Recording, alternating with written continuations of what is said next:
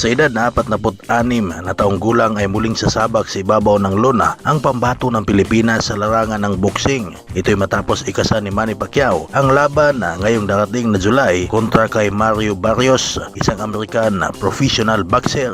Si Mario Barrios ay 30 taong gulang, halos mahigit 10 taon na mas bata sa kasalukuyang edad ni Manny Pacquiao. Si Barrios ay may naitalang 32 fights at 2 dito ang talo. Malaki naman ang kumpiyansa ng Team Pacquiao na hindi pa kumukupas ang lakas at determinasyon ng pambansang idolo.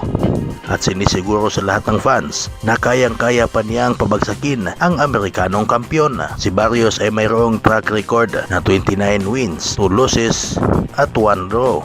Habang 18 naman dito ang knockouts, habang si Manny Pacquiao naman ay mayroong record na 62 wins, 8 losses, 1 draw at 39 knockouts. Marami naman ang nababahala sa paparating na laban ni Manny Pacquiao dahil daw sa kanyang edad ay mahihirapan siya na talunin ang mas batang kampiyon. At dagdag pa, napalalamunin lang si Pacquiao ng suntok ni Barrios at pagsisisihan ang kanyang naging desisyon na bumalik sa ibabaw ng lona.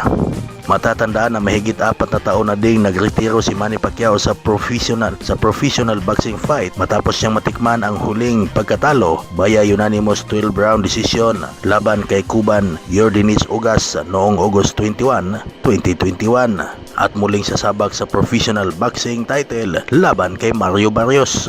Ilang kritiko naman ni Manny Pacquiao ang nagsasabi na dahil daw natalo ito sa eleksyon kaya babawi si Manny Pacquiao sa boxing upang bumalik ang kumpiyansa ng Filipino sa kanya at kanyang may pakita na siya ay champion sa buhay. Sa ibang anggulo naman, marami nagsasabi na kaya bumalik sa laban si Manny Pacquiao ay dahil para mabawi niya ang kanyang nagastos sa kanyang kampanya bilang senador at hindi ito nakapasok sa Magic 12 na inendorso ng alyansa sa ilalim ng grupo ni President Ferdinand Bongbong Marcos Jr. Ikaw ka-opinyon, anong komento mo sa videong ito?